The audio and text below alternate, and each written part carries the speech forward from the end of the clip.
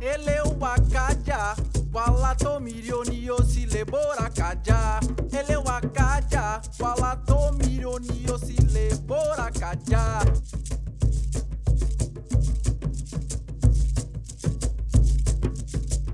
Quando eu saio da Bom Jesus para trabalhar como garçom, então eu tenho contato com uma realidade social e econômica diferente do que eu vivia ali. Passo a observar isso e a sofrer com todas essas situações de falta de perspectiva. Gira Negra Gaúcha 2024, repaginada, reformulada, vitaminada. 2023, a versão podcast, agora na versão também videocast.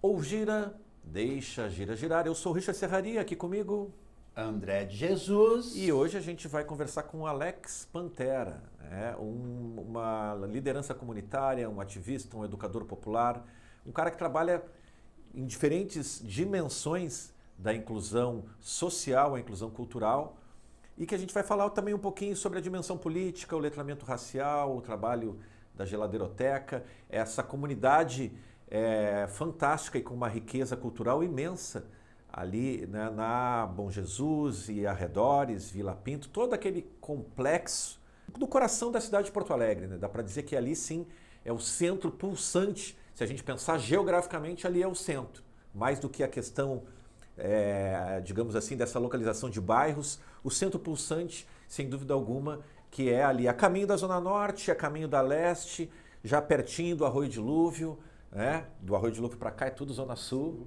e aí estamos juntos para a gente conversar então com o Alex Pantera. Inicialmente te apresenta aí, dá um salve pro pessoal, é a Gira Negra Gaúcha, tá tudo em casa, tudo nosso.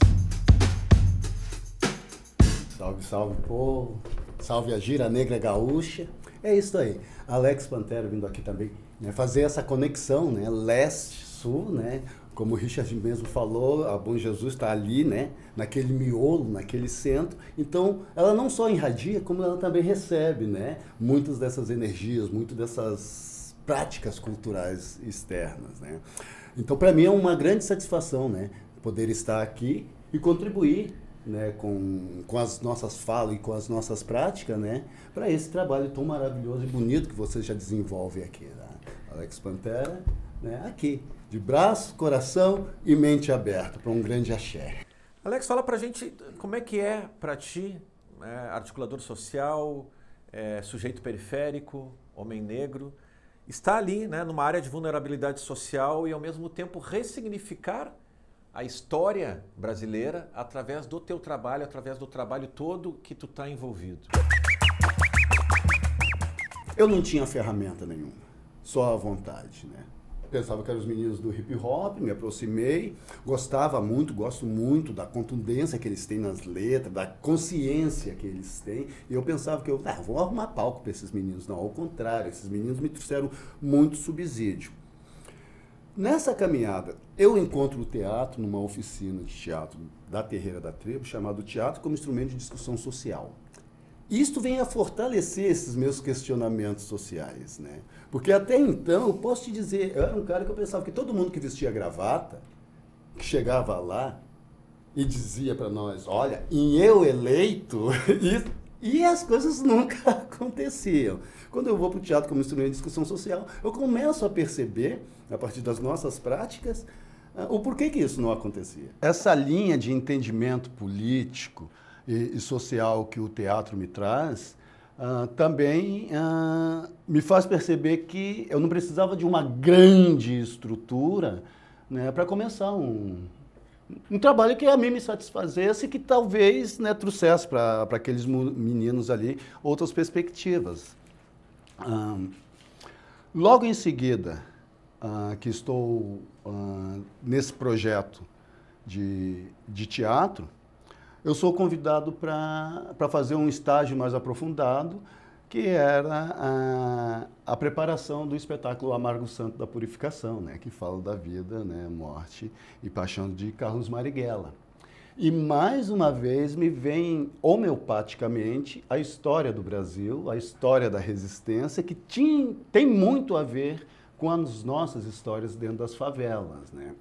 Esses campos eles vão se abrindo na minha mente, esses horizontes vão se abrindo na minha mente, e eu vou ficando cada vez mais sedento de efetividade.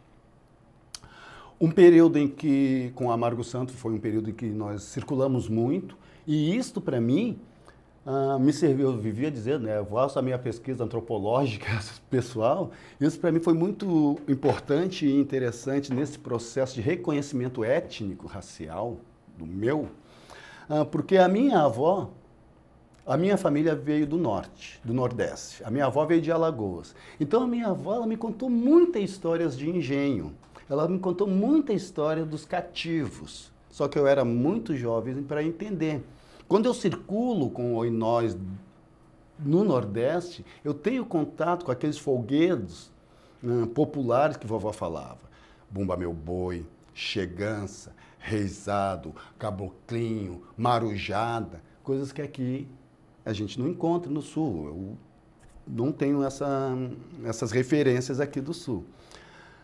Como trazer isto, ou essas práticas ancestrais, para o meu dia a dia? Como trazer isto de lá para cá, para dentro da Bom Jesus? Bom, a gente já tinha um espaço físico, que é o Centro Cultural Marli Medeiros, e um pouco da sapiência construída ao longo dessa trajetória, né, artística, cultural. O teatro ele é fantástico, ele te conecta total, né? E me conectou mesmo com essa questão da ancestralidade. Nos últimos 5 anos agora, vamos dar um pulo temporal, né? Vamos chegar no DNA África, né? Nós paramos de circular depois do golpe, né? Começamos a circular menos, e em 2018, né, a fatídica eleição, né, do energúmeno, e nós sabíamos, a partir de todos esses horizontes, que teríamos muita dificuldade de desenvolvimento cultural, e isso também iria afetar o meu trabalho dentro da comunidade. Eu fiz uma postagem no Facebook, vi amigos meus, pessoas da minha comunidade, exaltando o energúmeno e dizendo, não, Pantera, deixa o homem trabalhar. Eu digo, bom, você está me dizendo para deixar o homem trabalhar? Eu também vou trabalhar. Eu preciso ter um projeto dentro da comunidade, porque mais tarde eu vou discutir com esses que agora estão defendendo a falta de políticas públicas, que eu tenho certeza que vamos ter falta de políticas públicas, principalmente na área da cultura. Quem conhecia, quem conhece sabia disso, né? Eu acho que tem tudo a ver também, né, Pantera, de pensar, acho que essa importância da educação e da arte, né, eu acho que elas crescem de importância nesse combate ao racismo e nessa oportunização de acesso aos direitos humanos básicos, né? Claro. Então, fala pra gente um pouquinho disso, segue falando pra gente, né, de como é que é exatamente essa dimensão educação, arte, ali dentro, né, no coração da Bom Jesus. A arte, a cultura já chegou lá, a partir do teatro, e fez efeito em mim, né? Então agora era o meu momento de retribuir isso com tudo que eu tinha aprendido ou que venho aprendendo ao longo da vida, porque eu sou adepto do multiplicador, né? Tu aprende, logo tu tem condições de também ensinar aquilo que tu aprendeu. O Léo Guerreiro falou algo semelhante hoje, né? Também. Então não estamos muito longe do nosso movimento, não é, irmãos? Como eu já tinha tido contato com uma prática lá na casa do Luiz, lá em Pernambuco, a geladeira do Luiz quebrou, o Luiz um produtor cultural lá de Pernambuco, a geladeira do Luiz quebrou e ele fez uma geladeira de poesia, pegou a geladeira velha dele, colocou lá na frente, chamou uma menina que fazia grafite, eu achei aquilo fantástico, eu ficava às tardes na varanda do Luiz, assim, olhando as pessoas passavam pelaquela geladeira colorida, abria, eu tinha livro, tirava, olhava, colocava, achava outro, ia embora, eu digo, isso funciona. E a Mayura foi uma que falou assim, bom, eu gosto muito dos 4P, né? 4P, né? Como signo. E eu saí dali pensando, eu tenho que ter esse signo, eu tenho que ter esse signo. E que signo será? Rolou DNA África. Rolou na minha cabeça assim, eu tenho que usar uma letra que... DNA. Sangue. DN África. Então, o meu sangue é ancestral. Veio de África. A minha história, ela é ancestral. E vem de África. Quando minha avó falava os cativos, ela falava dos seus parentes. A minha avó foi filha de ventre livre.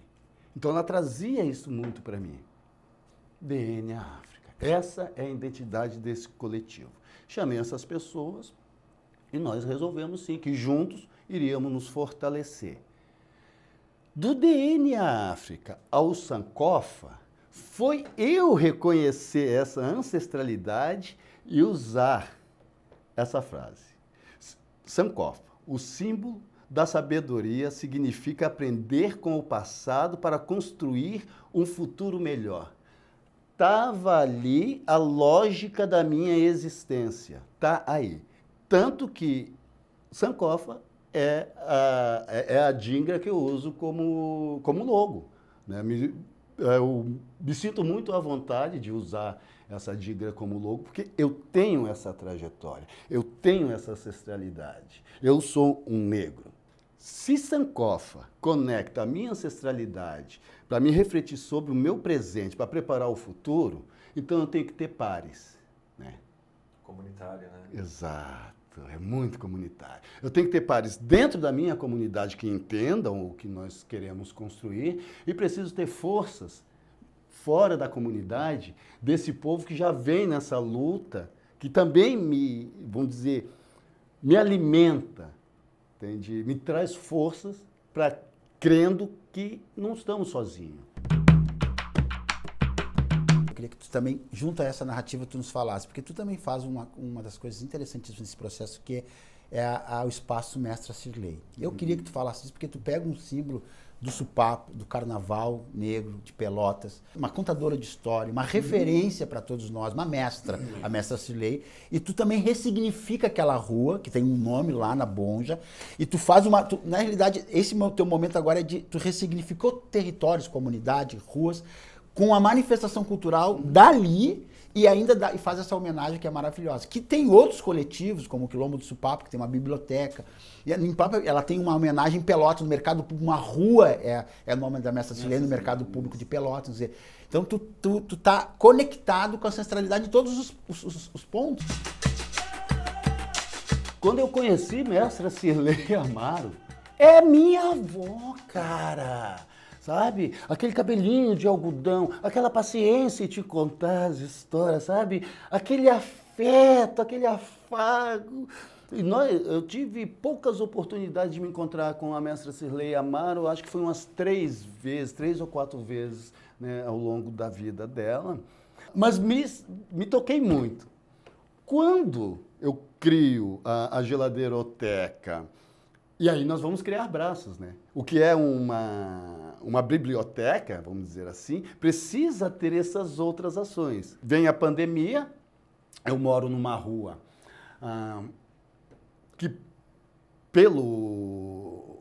como a gente diria, pela forma que a comunidade a identifica, chamando-a de Beco da Morte, também foi o que me deu o gatilho para dizer, não, peraí, se eu moro aqui, e eu estou fazendo várias outras coisas, então aqui também vai ser objeto de transformação. Pode ser que de repente não transforme os outros, mas se isso me trazendo transformação pessoal, me trazendo satisfação pessoal, e eu acreditando que o que nós estamos fazendo aqui reverbera nas outras famílias, eu vou estar bem. Bom, então tinha que ressignificar o que eles chamam de Beco da Morte para algo bem legal. Meu quintal não tinha muro, tinha cerca. Com o projeto aquele Trajetórias Mestra Cirlei Amaro, eu recebi uma graninha, digo, vou ajeitar o barraco. Fiz um muro, logo eu percebi, peraí, se eu levantar esse muro, botar um telhado, eu tenho uma casa do livro, não uma biblioteca. Porque biblioteca já é minha geladeiroteca, eu tenho a casa do livro. Porque eu acho que quando a gente diz biblioteca, eu fui um moleque e fui muito longe das bibliotecas. Ler em público. Casa do Livro talvez seja mais atrativo para os moleques. Então, ainda estamos em processo de construção do espaço físico, a Casa do Livro Mestra Cirlei Amaro, mas já temos o Quintal da Leitura, que é um espaço embaixo de um carramachão que tem na frente do meu quintal. Convidei alguns amigos, né, para num sábado virmos, fizemos o Slam da Bonja, reavivamos o Slam da Bonja nesse dia. Trouxemos alguns amigos para fazer a grafitagem dessa rua, para ver se com esse layout mudado, muda essa referência de Beco da Morte para qualquer outra coisa, menos morte, porque ali tem muita vida. E estamos, nesse momento, no processo da construção, sim, dessa Casa do Livro, Mestra Cirlei Amaro, que, a grosso modo, é para se dizer que é mais, né, uma das ações do que eu chamei de democratização da literatura. Então, terei um espaço onde as crianças ou as pessoas que quiserem livros ou ler poderão estar ali.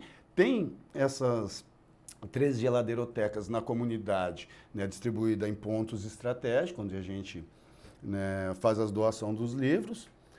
E mais do que isso, com essas práticas, a nossa performance, vamos dizer assim, ela vem se fortalecendo.